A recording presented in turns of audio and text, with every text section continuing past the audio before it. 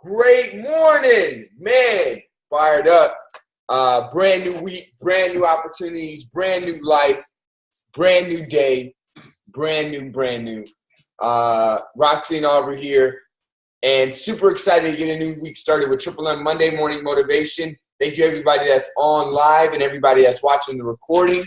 Fired up. We have a video today for Triple M by Tony Robbins, and he's going to be talking about relationships. Now, the reason I'm really excited about this video is because he's talking about relationships in a few different ways. He's talking about a relationship with his wife, but it's also great information for any relationship. And some of the things he's talking about are really powerful. We just got back from a 3-day-long landmark forum. It's a personal business development program, but really it's a transformation and discovery program, and had so many breakthroughs in it. And that's why I like this video. It focuses first on getting the past clear. Because lack of clarity causes maladies, causes issues, causes disease, causes problems. Lack of clarity. Because if there's nothing there, then there can be no issue. And he's going to talk about it, but really the key, and I didn't get this for so long, I kept saying, is taking the past into the future, because if you don't clear it, it just keeps coming back. That issue that you haven't dealt with keeps coming back. That problem that you haven't dealt with keeps coming back. That thing you don't want to face keeps coming back. And you're like, what the heck?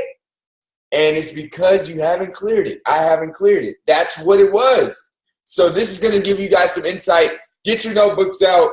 Excited to hear some shares from everybody. Without further ado, let's get into Tony Robbins sharing about the power of relationships. Find themselves in a relationship that they're unhappy with as they're filtering today's relationship through the past. And one of the things that we've done for anybody we're going to help is get you to clear the decks of the past and step into who you're with right here and right now. That can start to create a difference. Because in the beginning of a relationship, what were you willing to do for that person?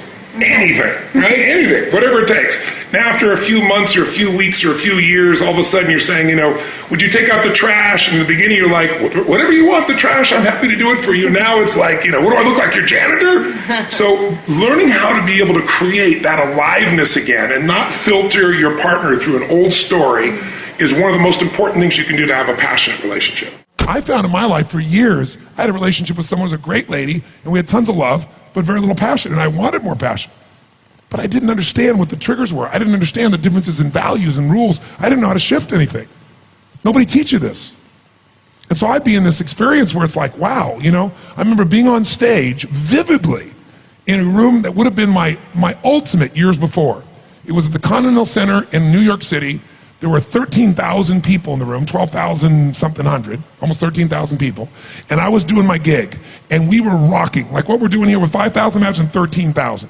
And we were going full tilt with a level of intensity. It was unbelievable, and people were out of their mind. And during one of the stretch breaks, one of my partners came up and told me my company had gone public that morning, and that's the morning where my stock alone was worth $400 million. So he's Tony, you just made $400 million this morning while you're doing what you love. I was like, good morning. It was a great morning. But what was interesting? It was really great. It was like, wow, that's wonderful. And then what I really want to do is get right back into what I loved. It was a cool thing, but it didn't change my life. But the biggest thing is at the end of that night, I'm connecting people, high-fiving, signing, hugging people, and it's just a beautiful day. And I get home, and I'd made $400 million. I've been with almost 13,000 people. I'd done what I loved. I was on fire and alive, and I went home and I was miserable. Because when I went home, the person I was with wanted me to be something different than what I was. Kind of like, that's why I understood Sarah May. Sarah May was trying to be something she thinks people want or people are expecting from her, but it's not her. So the person I was in a relationship with when she met me, he's like, God, he's unbelievable. He's this powerful force of nature. He can shake a building with people and move people. And then I was like, why are you so loud? I was like, loud? This is me. Right? And so what I learned to do was be something different that I really wasn't. And so when you're being something you're not, you're miserable. Who knows what I'm talking about here? Say I.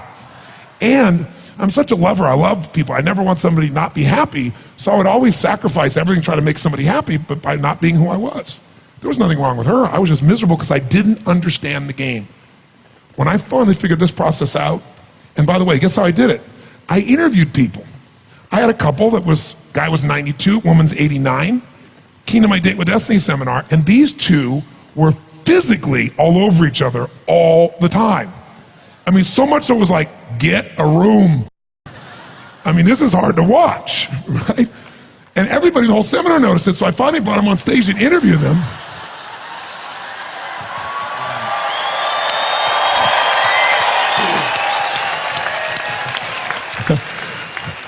Shit, they're young punks in their 60s. So I bring this 92-year-old man, this 89-year-old woman up, and I said, I got to interview you guys. So I'm interviewing them. I said to him, I said, tell me something. I said, you two seem to not just love each other, you love each other. And they went, oh yeah. I mean, you're rather physical, aren't you? They said, oh yes, we love to be together. I said, and you guys have intimate relations? Oh yes, every day. Every day? Sometimes several times a day, the woman says. No exaggeration. And they were so adorable, and they were all over each other, hugging each other, grabbing each other, touching each other.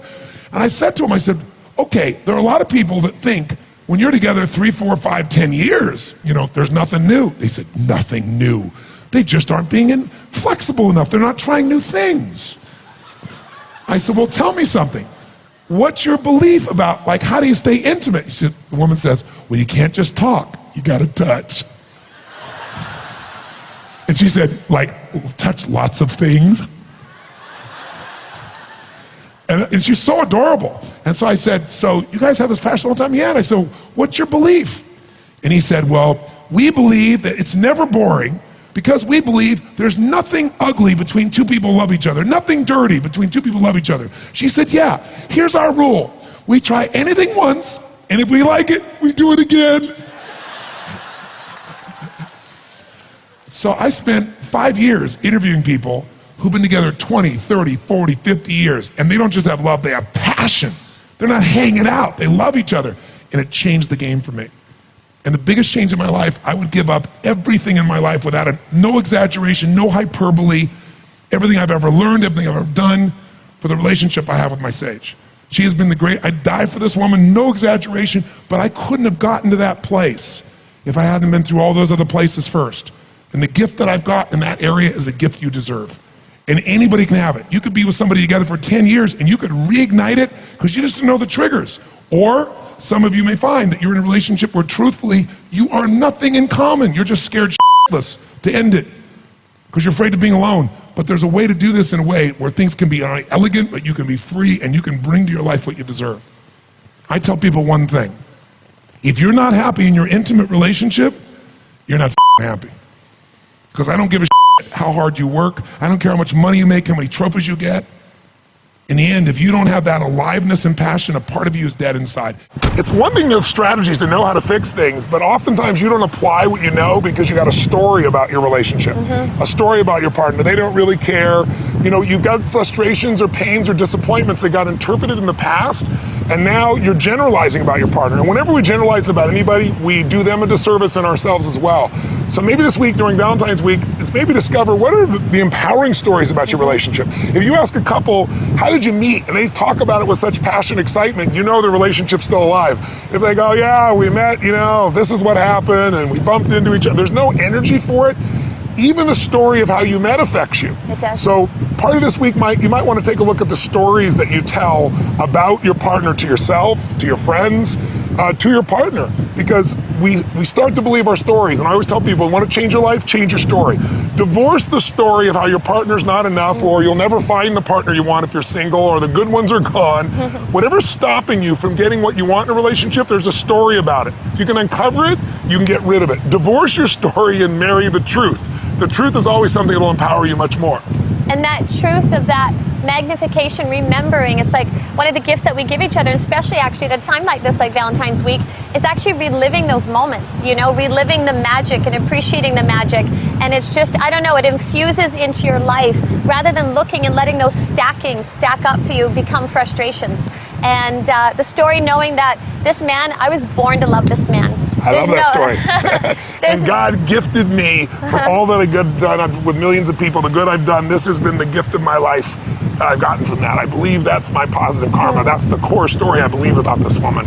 And that produces a love and a commitment and a devotion to each other that gets through any of the other BS that shows up when you get caught up in the daily stresses of things. So rewrite your story. What is your love affair and who are you for the one that you love?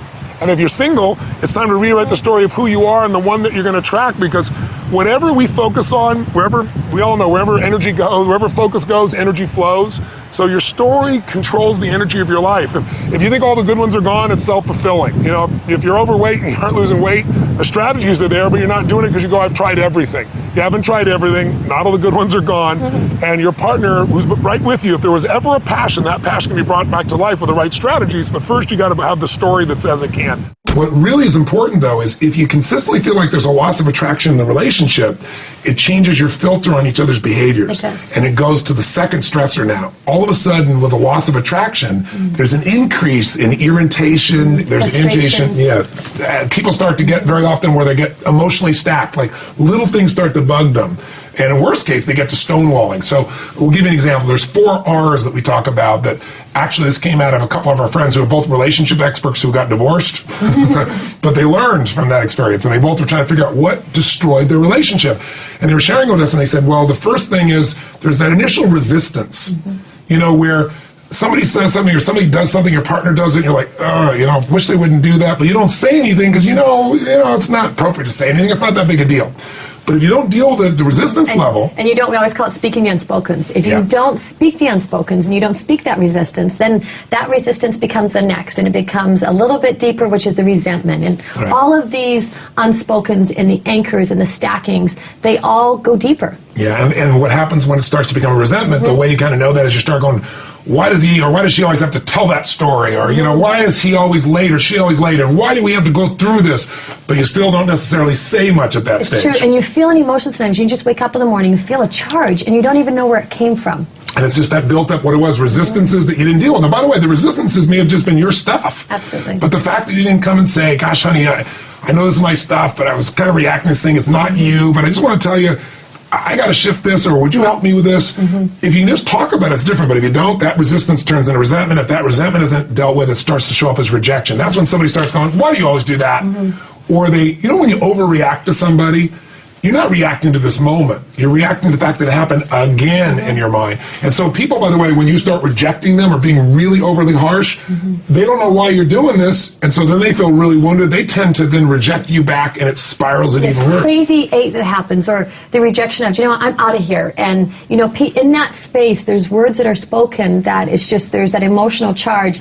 Now we're getting in deeper, and you're getting a level with a level of charge and honestly toxicity in the relationship that you don't want. And we so stay in our relationship just with these. Once again, it's the awareness. And once you have this awareness, you can see where you are. It's like, you know what, I'm feeling resistance right now, that you can speak that unspokens, and you don't get to level 3 and 4. And my girl has no difficulty expressing her resistance or but the great thing, seriously, is we both tease. We have these little play fights where she'll say, you know, honey, you're driving me a little crazy right now.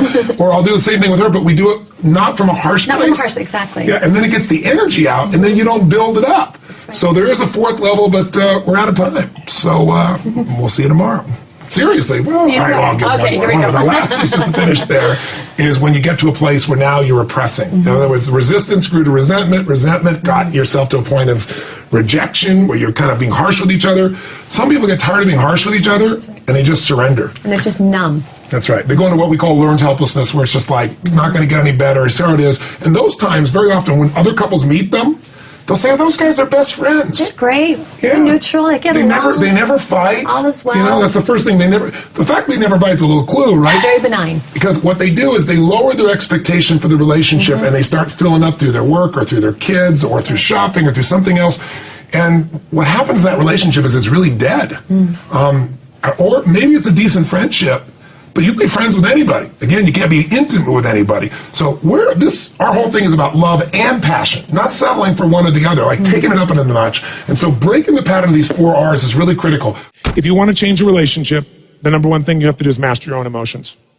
If you don't do that, forget it. There's no hope.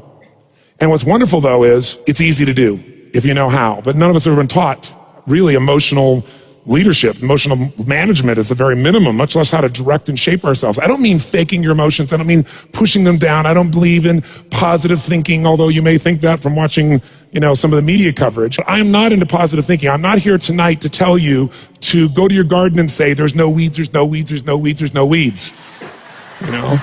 I'm very clear that I believe that life is about leadership and being truthful to yourself. And so I believe, number one, that the mandate for any great relationship and the mandate for anybody to lead their own life and not be a follower is you got to see things as they are, but not worse than they are. Because that's where most people go. That's where they go in relationship. That's why they start to tear it down. That's why the relationship starts to break down, because people get scared when it isn't working out, and then they make it worse than it is so they don't have to try. Because they don't want to try again and be disappointed. They don't want to feel that sense of rejection. They don't want to feel that sense of failure. So most people make it much worse than it is. People tell me all the time, oh, I'm skeptical or I'm pessimistic. I said, no, you're gutless. It takes no guts, it takes no courage to be a pessimist, to say it's not going to work, to try to find out what's wrong. What's wrong is always available. So is what's right. So I'm not into positive thinking, but I am into intelligence. And intelligence says, see it as it is, don't make it worse than it is. I mean, people all the time say, my problem is I'm big bone. No, you're freaking fat. Tell the truth. What is this big bone story? The only way it gets better is if you can see it as it is. Don't make it worse than it is. Don't try to make it so it's impossible to change. That's not true. It's not true at all. The second mandate, I think, to changing anything in your life, to leading your life, is once you see it as it is, not worse than it is, then you got to see it better than it is. Because that's the thing that's missing from most relationships. There's no vision. I mean, without a vision, in the Bible it says, people what? Perish. And when a relationship has no vision for greater than where they are, that relationship is going downhill, if not destroyed. I believe that every relationship, every part of life, every part of a human being needs a compelling future. If the future is not more compelling than today could be tough, but if the future is compelling, we can get there. And that's what every leader does. And every one of you in this room, and I know some of you are here, I guess, from the general public as well, just for your own relationships, I really acknowledge you for. But I know that you're from the military here, I know the therapists here, people from all walks of life, you're all leaders. What's your job? To lead. Your job is to help people see it as it is, not worse than it is. What's your job? Help them create a compelling future. See it better than it is, so there's a reason to give my all again. Otherwise, there's just no juice. There's no energy. Why? They'll go through the motions, complain with each other, not really believe it's going to work, and nothing will change. And then finally, the third step that we've all got to do if we're going to change our life or anybody else's is make it the way we see it. And that's where strategy comes in. I try to take things that are complex and make them as simple as possible. I've noticed most people in the psychological world try to make it as complex as humanly possible. Awesome. Great stuff. Massive nuggets. So let's get into some takeaways. Let's get our notebooks out. And I'm excited to hear from you guys. So I'll start off with a few. I really love the clearing the past conversation. We kind of started with that. And taking the past out of the future was really powerful for me. Another one that was really powerful for me is changing your story. He said, all of us have a story. And that's actually one of the things we learned at Landmark this weekend in detail.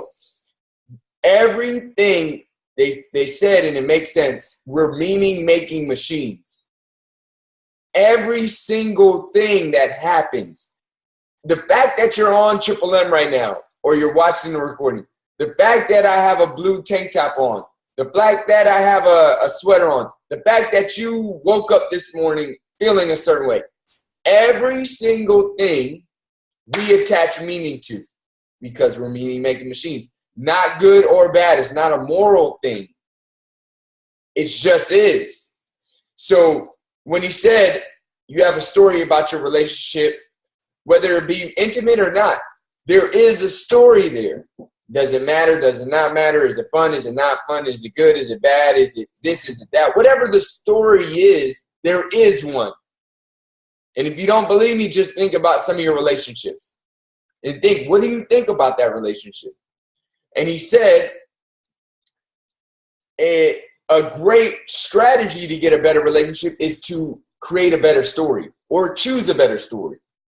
Between two people, for example, for Roxy and I, when I'm thinking about our story, could I think about, oh, we just met and we're hanging out, which I sometimes say is a joke, but now I get to catch myself because now I get to say, you know what? No, we met inside of our passions in Herbalife, and we sparked this love that will burn for an eternity. She looked at me like okay. Which story is going to empower the relationship more? It's not a good nor bad. I had to focus on not taking morality. It's not a moral issue. It just is. Which one is going to be more beneficial for the future I want to create? A family, stability, foundation, deep trust and love and connection. Which one is going to foster that? And which one is not? And I think the issue for me came in the past when, A, I wasn't even aware there was a story. So I was like oblivious to that. I didn't have the awareness there was. 2, the story got chosen randomly. Since I didn't know there was one, I just rolled with whatever. And whether it was good or bad or positively impacting or negatively impacting was up to the randomness. I didn't choose it. And the power in choice, the power in your integrity is that when you say something, it happens. That's the power of integrity in your word. You say it and it happens. I'm going to wake up at this time. I wake up at this time. I'm going to love this person, not because of this or that, but because I say so. And that's it. And it's liberating. And I'm going to choose this story because I choose this story. I'm going to choose that we met inside of our passions and sparked a passionate relationship that burns for a lifetime. I'm going to choose that. All right, you guys, I'm Pastor Rox. Do you want to share anything? Okay, so Rox is recuperating, but let's get a few shares from you guys. Who's excited to share? Give me a thumbs up, a smile, a big wide-eyed face. Who's excited? Everybody's really excited. Let's get Marvin. What up, guys? Happy Monday morning to everyone. One of the couple things that I brought up to us was you took it, bro, was change your story. Like sometimes people ask us like, oh, how'd you guys meet? I'm like, through a friend. And then now that you're like, I'm vibing off of that, I'm like, man, just through a friend, like that's all it was. Like just some friend brought her over. Like, no, you got to really find that story. Be passionate about it and like follow through with it, because if your vibes aren't where you want it to be, your relationship ain't gonna be where you want it to be. So that was huge. And then find your passion. It's kind of hard. One, we're always together. We work together. We do Herbalife together. We do meal preps together. So it's like we found our passion and like we just dedicate so much time. People are like, y'all don't hate each other already? You guys are with each other 24/7. But that's our passion, and like that's what's kind of driving us to like motivate each other and stay together and like push each other to be at that next level every day. So that was one. Finding the passion. I love that. Finding the passion, choosing a empowering story. Super dope. Uncovering the passion and stoking the passion every single day. Dope. Let's get a few other shares. Who's got one? Smiles, big thumbs up. I'm looking at everybody's face like, okay, I'm getting in there. I'm going to just start calling on people. Chris Lake, what's up, brother? Let's get it. Hey, what's up? I'm Chris. I'm from Fresno. What's up, bro? Fresno in the house. Hey, man. So, I saw the Motivation Monday. This is actually my first time being on here with you. Hey, welcome. Hey, thank you. So what I got from it is the vision. So my girlfriend is actually on the call also, Lori. Nice. And so one thing between her and I is our vision, especially with the business. Her and I, we do not live together. So every time we see each other, though, it's awesome because it's like we haven't seen each other in months, even though it may have been, a day, 2 days, a couple hours. We just always say, just have that passion for each other. But our vision, especially for this business, is the same. And that's what keeps our relationship really strong, is because we both want the same thing and we're pushing each other. We can be brutally honest with each other about the business or how we're doing about our day. And that is something you have to be open to your partner telling you, hey, you're being you need to straighten up. Stop stop jerking around. You're being real negative right now. I don't want to talk to you. I mean, you gotta have that open communication and be okay with that, and strive for your goals, so that way every day you're building yourself stronger, you're building your relationship stronger, you're building also your team stronger and your business. Nice. And that's what I love, especially about her. Love you, Lori.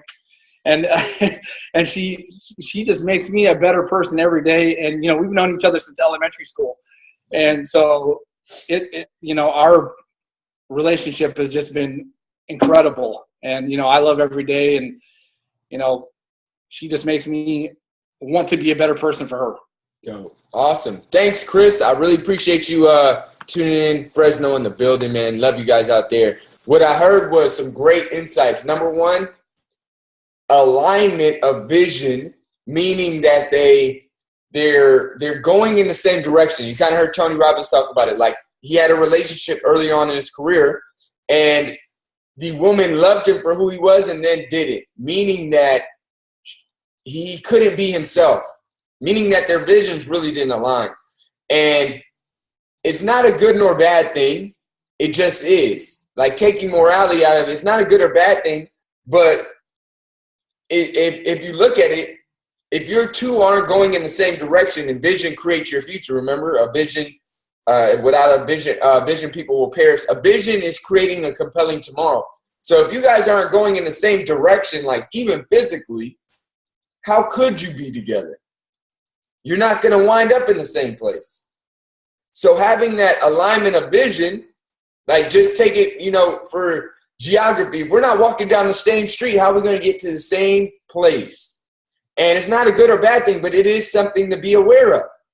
Because I think when people are aware of it, it's really awesome. They're like, yeah, we're going in the same direction. We're on the same page. And it's got to be authentic. You can't just be, I'm going in this direction because you're going in this. That isn't alignment. That's, that's changing for somebody else because you had to change from who you really were. So that's really key. And then he also talked about communication authentically.